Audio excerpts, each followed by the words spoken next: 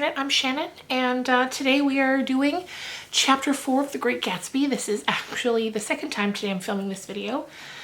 I filmed it this morning, had technical difficulties. It was completely unusable, so hopefully you're seeing this, and that means I got my difficulties all worked out.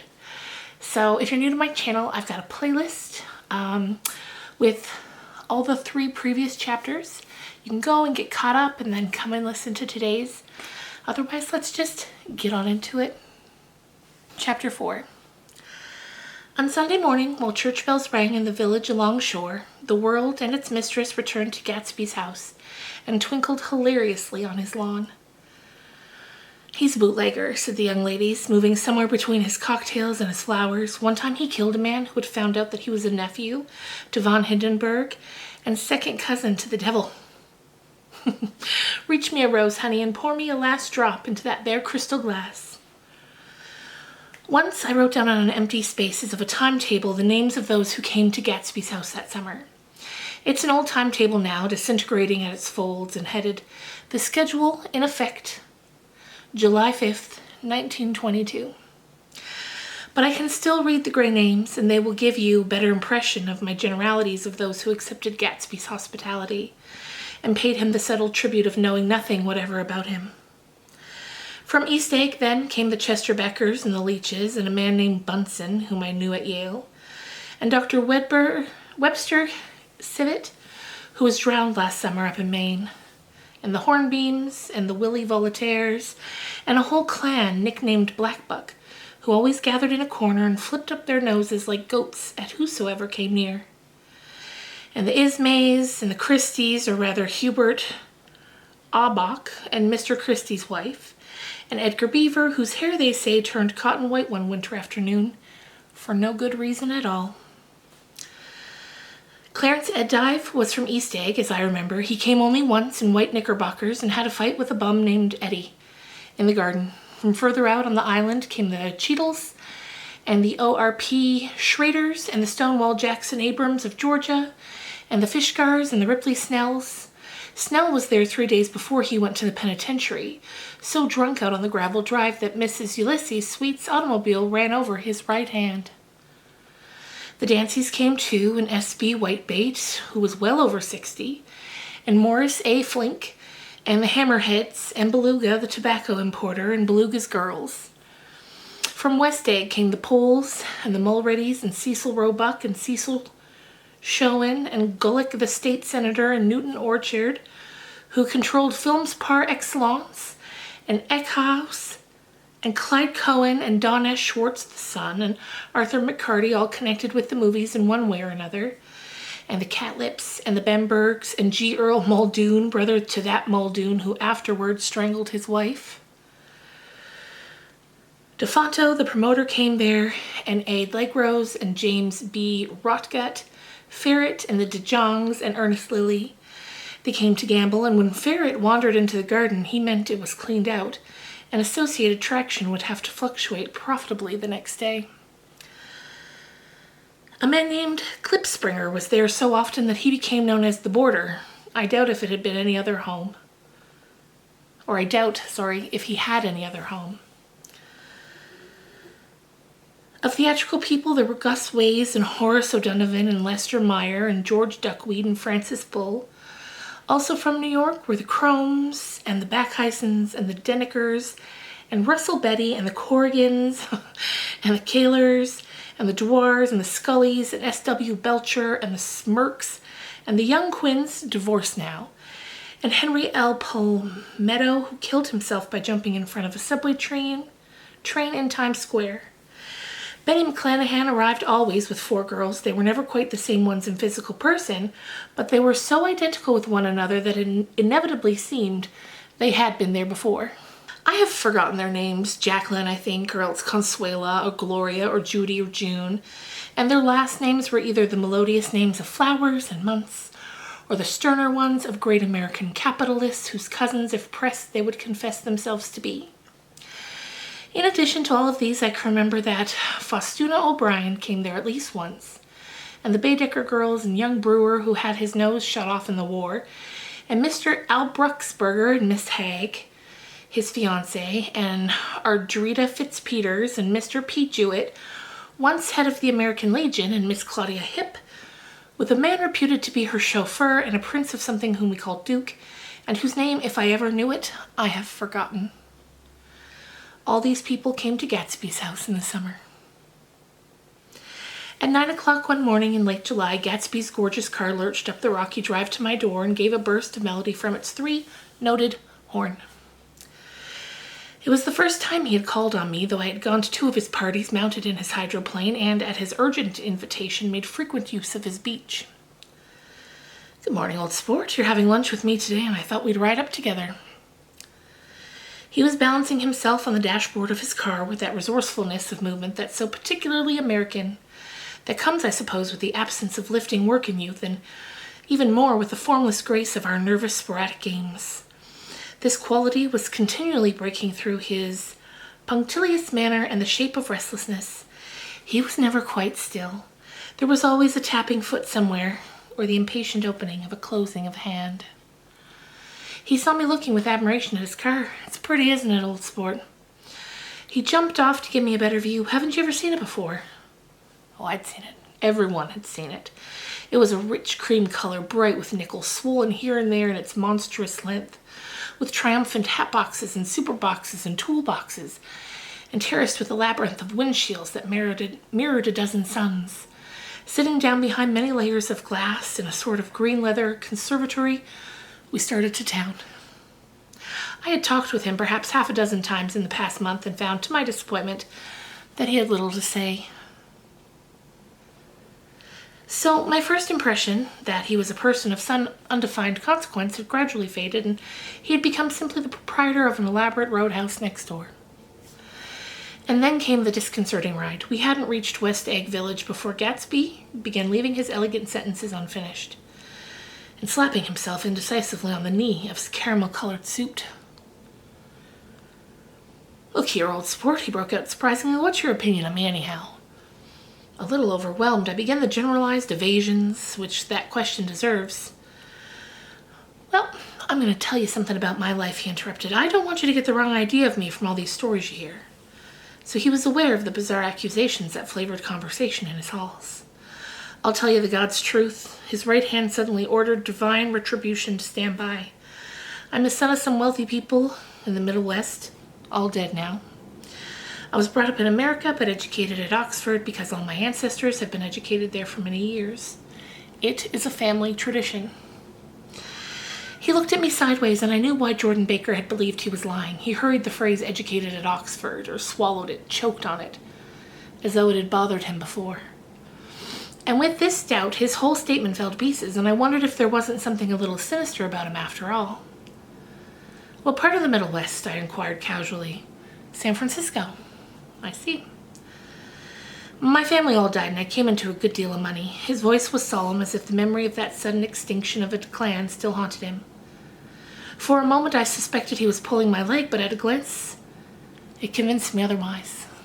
After that I lived like a young Ra in the capitals of Europe, Paris, Venice, Rome, collecting jewels, chiefly rubies, hunting big game, painting a little, things for myself only, and trying to forget something very sad that happened to me a long time ago. With an effort, I managed to restrain my incredulous laughter. The very phrases were worn so threadbare that they evoked no image except that of a turbaned character leaking sawdust at every pore as he perused a tiger through the Bois de Boulogne. Then came the war, old sport. It was a great relief, and I tried very hard to die, but I seemed to bear an enchanted life. I accepted a commission as first lieutenant when it began. In the Argonne Forest, I took the remains of my machine gun battalion so far forward that there was half-a-mile gap on either side of us where the infantry couldn't advance. We stayed there 2 days and 2 nights. 130 men with 16 Lewis guns, and when the infantry came up at last, they found the insignia of 3 German divisions among the piles of the dead. I was promoted to a major, and every Allied government gave me a decoration, even Montenegro. Little Montenegro down in the sea. He lifted up the words and nodded at them with his smile. The smile comprehended Montenegro's troubled history and sympathized with the brave struggles of the Montenegrin people. It appreciated fully the chain of national circumstances which had elicited this tribute from Montenegro's warm little heart. My incredulity was submerged in fascination now. It was like skimming hastily through a dozen magazines all at once. He reached in his pocket and a piece of metal slung on a ribbon fell into my palm. That's the one. To my astonishment, the thing had an authentic look. Turn it. Major J. Gatsby, I read, for valor extraordinary. Here's another thing I always carry, a souvenir of Oxford days. It was taken in Trinity Quad. The man on my left just now is the Earl of Doncaster. It was a photograph of half a dozen young men in blazers loafing in an archway through which there was a visible host of spires. There was Gatsby, looking a little not much younger, with a cricket bat in his hand. Then it was all true. I saw the skins of tigers flaming in his palace on the Grand Canal. I saw him opening a chest of rubies with ease, with their crimson-lighted depths, the gnawings of his broken heart. I'm going to make a big request of you today, he said, pocketing his souvenirs with satisfaction. So I thought you ought to know something about me. I didn't want you to think I was just some nobody, you see. I usually find myself among strangers because I drift here and there trying to forget the sad things that happened to me. He hesitated. You'll hear about it this afternoon. At lunch? No, this afternoon. I happened to find out that you're taking Miss Baker to tea. Do you mean you're in love with Miss Baker? No, old sport, I'm not, but Miss Baker has kindly consented to speak to you about this matter. I hadn't the faintest idea what this matter was, but I was more annoyed than interested. I hadn't asked Jordan to tea in order to discuss Mr. J. Gatsby. I was sure the request would be something utterly fantastic, and for a moment I was sorry I'd ever stepped foot upon his overpopulated lawn. He wouldn't say another word. His correctness grew on him as we neared the city. We passed Port Roosevelt, where there was a glimpse of red-belted ocean-going ships, and sped along the cobbled slum lined with the dark, undeserted saloons of the faded, gilt 1900s. Then the Valley of Ashes opened out on both sides of us, and I had a glimpse of Mr. Wilson straining in the garage pump with panting vitality as we went by. With fenders spread like wings, we scattered light through half Astoria. Only half, for as we twisted among the pillars of the elevated, I heard the familiar jug-jug spat of a motorcycle, and a frantic policeman rode aside. All right, old sport, called Gatsby. We slowed down, taking a white card from his wallet. He waved it before the man's eyes. Right you are. Know you next time, Mr. Gatsby. Excuse me. What was that? I inquired. The picture of Oxford? I was able to do the commissioner a favor once, and he sends me a Christmas card every year. Over the great bridge, with the sunlight through the girders making a constant flicker upon the moving cars, with the city rising up across the river, in white heaps and sugar lumps all built with a wish out of a non-olfactory money. The city seen from the Queensboro Bridge is always the city seen for the first time, in its first wild promise of all the mystery and the beauty in the world. A dead man passed us in a hearse heaped with blooms, followed by 2 carriages with drawn blinds, and by more cheerful carriages for friends. The friends looked out at us with the tragic eyes and short upper lips of southeastern Europe, and I was glad that the sight of Gatsby's splendid car was included in their somber holiday. As we crossed Blackwell's Island, a limousine passed us, driven by a white chauffeur, in which sat 3 modish black people, 2 men and a woman. I laughed aloud as the yolks of their eyeballs rolled toward us in haughty rivalry. Anything can happen now that we've slid over this bridge, I thought. Anything at all. Even Gatsby could happen without any particular wonder. Roaring noon in a well-fanned 42nd Street cellar, I met Gatsby for lunch. Blinking away the brightness of the street outside, my eyes picked him out obscurely in the anteroom, talking to another man. Mr. Carraway, this is my friend Mr. Wolfsheim. A small, flat-nosed Jewish man raised his large head and regarded me with 2 fine growths of hair which luxuriated in either nostril. After a moment, I discovered his tiny eyes in the half-darkness. So I took one look at him, said Mr. Wolfsheim, shaking my hand earnestly. And what do you think I did? What? I inquired politely. But evidently he was not addressing me, for he dropped my hand and covered Gatsby with his expressive nose. I handed the money to Catspa, and I said, "All right, Catspa, don't pay him a penny till he shuts his mouth." He shut it then and there. Gatsby took an arm of each of us and moved toward the restaurant, whereupon Mr. Wolfsheim swallowed a new sentence he was starting and lapsed into a somnambulatory abstraction. "Highballs?" asked the waiter. "This is a nice restaurant here," said Mr. Wolfsheim, looking at the Presbyterian nymphs on the ceiling. "But I like across the street better." "Yes, highballs," agreed Gatsby, and then to Mr. Wolfsheim, "It's too hot over there." "Hot and small, yes, but full of memories." "What place is that?" I asked. "The old Metropole." "The old Metropole," brooded Mr. Wolfsheim gloomily. "Filled with faces dead and gone. Filled with friends now gone forever. I can't forget so long as I live the night they shot Rosie Rosenthal there. It was 6 of us at the table, and Rosie had eaten and drunk a lot all evening, and when it was almost morning, the waiter came up to him with a funny look and says, "Somebody wants to speak to him outside." "All right," says Rosie, and begins to get up, and I pulled him down in his chair. "Let the bastards come and find you if they want you, Rosie, but don't you so help me move outside this room." It was 4 o'clock in the morning then, and if we'd raised the blinds, we'd have seen daylight. Did he go? Sure he went. Mr. Wolfsheim's nose flashed at me indignantly.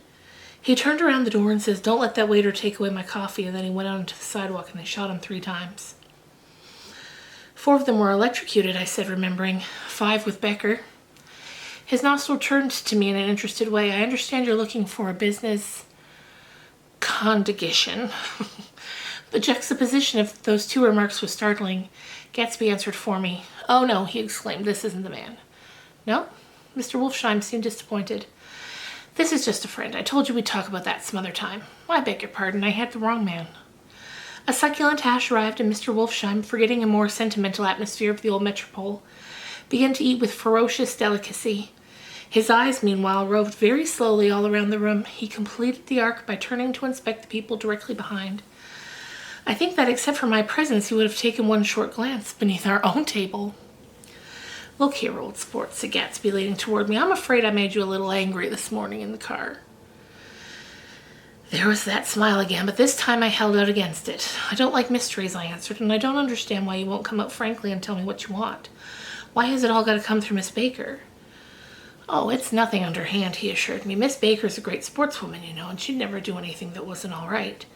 Suddenly he looked at his watch, jumped up, and hurried from the room, leaving me with Mr. Wolfsheim at the table.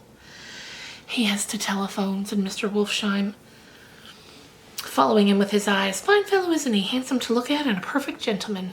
"Yes, he's an Oxford man." "Oh, yeah, he went to Oxford College in English. You know, Oxford College?" "Yeah, I've heard of it. It's one of the most famous colleges in the world. Have you known Gatsby for a long time?" I inquired. "Several years," he answered in a gratified way. "I made the pleasure of his acquaintance just after the war. But I knew I'd discovered a man of fine breeding after I talked with him an hour. I said to myself, there's the kind of man you'd like to take home and introduce to your mother and sister. I see you're looking at my cuff buttons." I hadn't been looking at them, but I did now. They were composed of oddly familiar pieces of ivory. "Finest specimens of human molars," he informed me. "Well, that's a very interesting idea."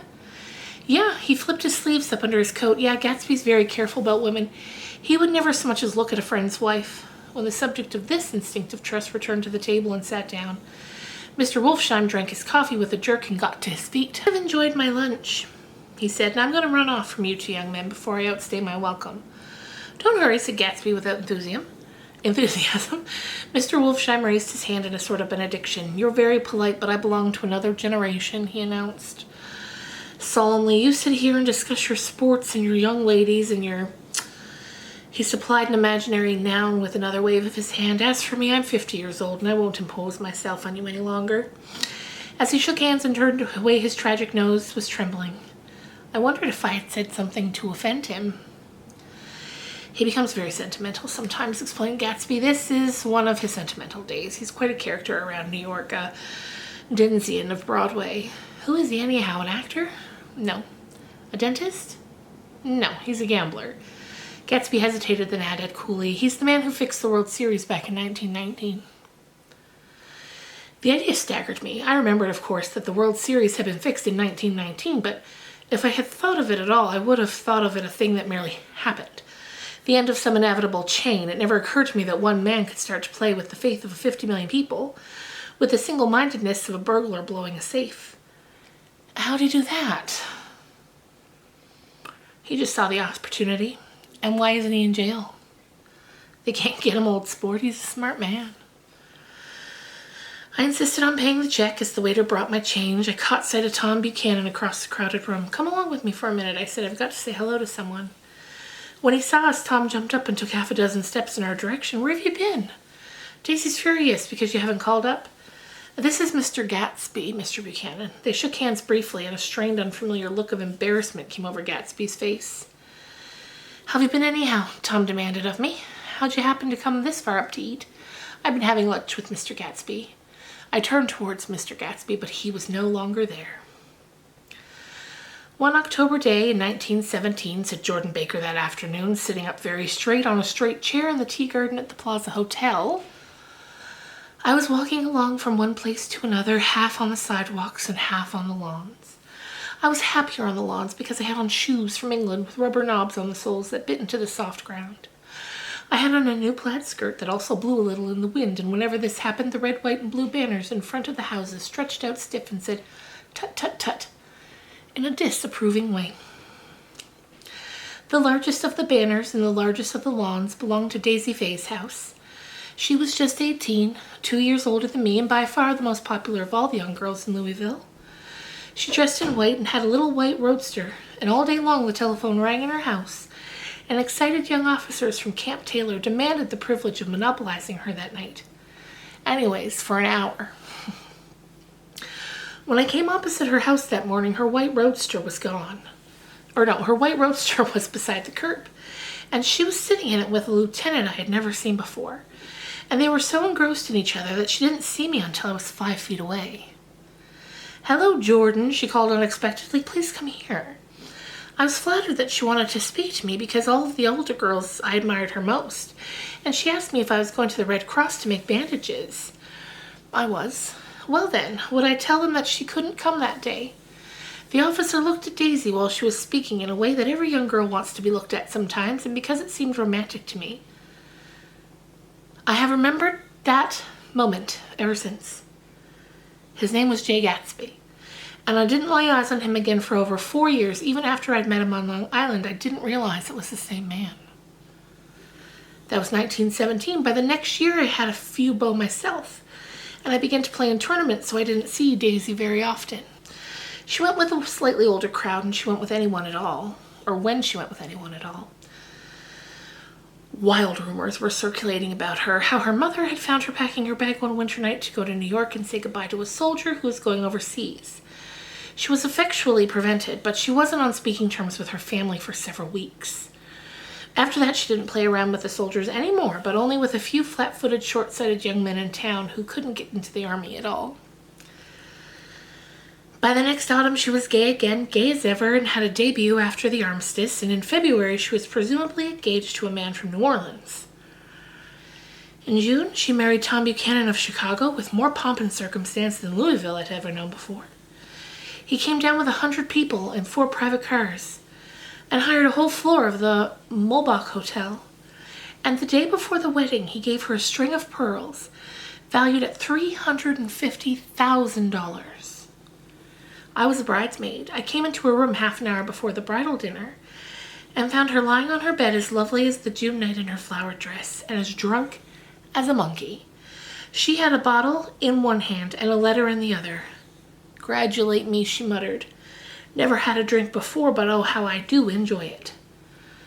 "What's the matter, Daisy?" I was scared, I can tell you. I'd never seen a girl like that before. "Here, dearies." She groped around in the wastebasket she had with her on the bed and pulled out the string of pearls. "Take 'em downstairs and give 'em back to whoever they belong to. Tell 'em Daisy's all changed her mind. Say, Daisy's changed her mind." She began to cry. She cried and cried. I rushed out and found her mother's maid, and we locked the door and got her into a cold bath. She wouldn't let go of the letter.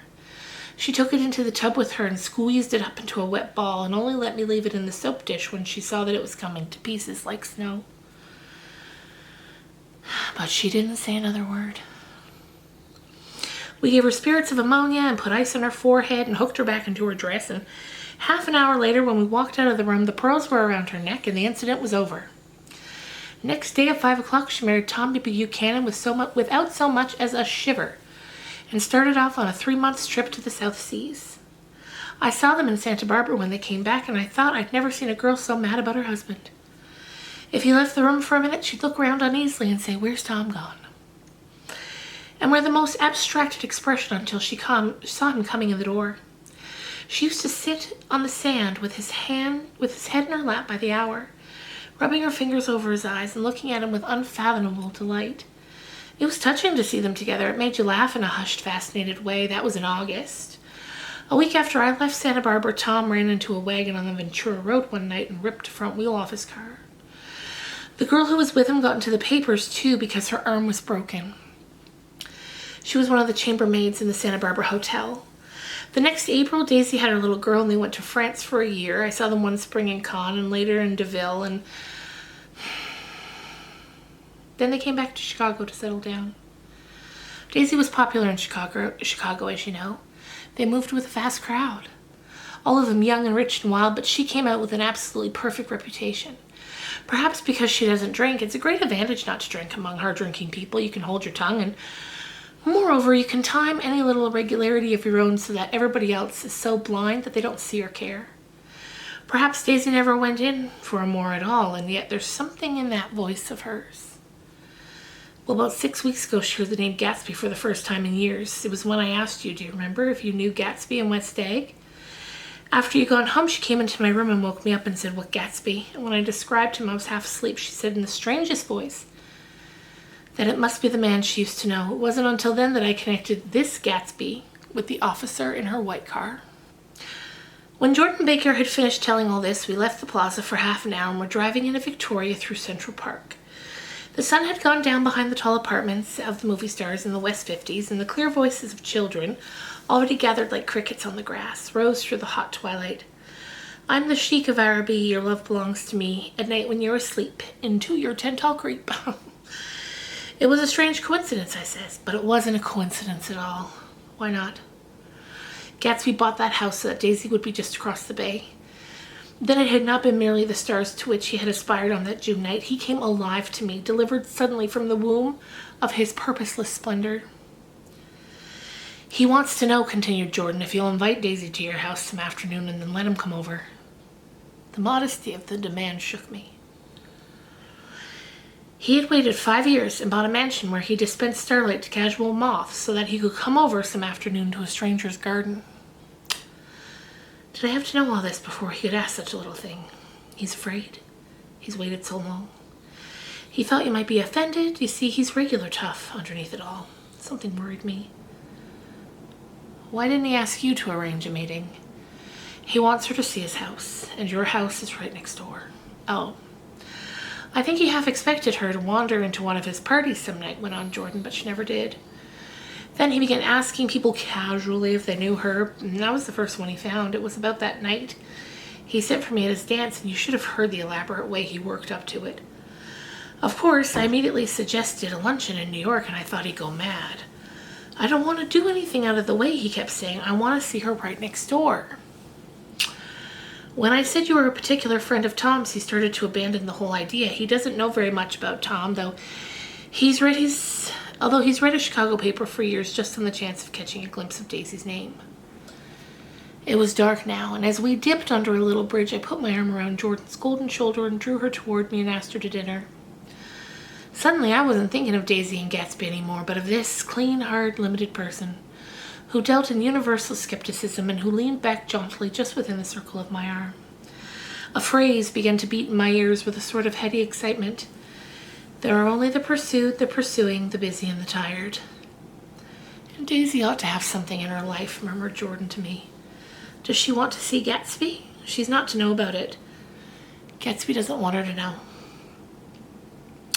You're just supposed to invite her to tea."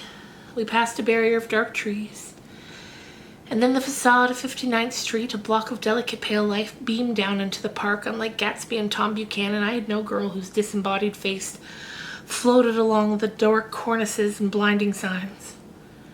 And so I drew up the girl beside me, tightening my arms. Her wan, scornful mouth smiled, and so I drew her up again closer, this time to my face. And that, my friends, is the end of chapter 4.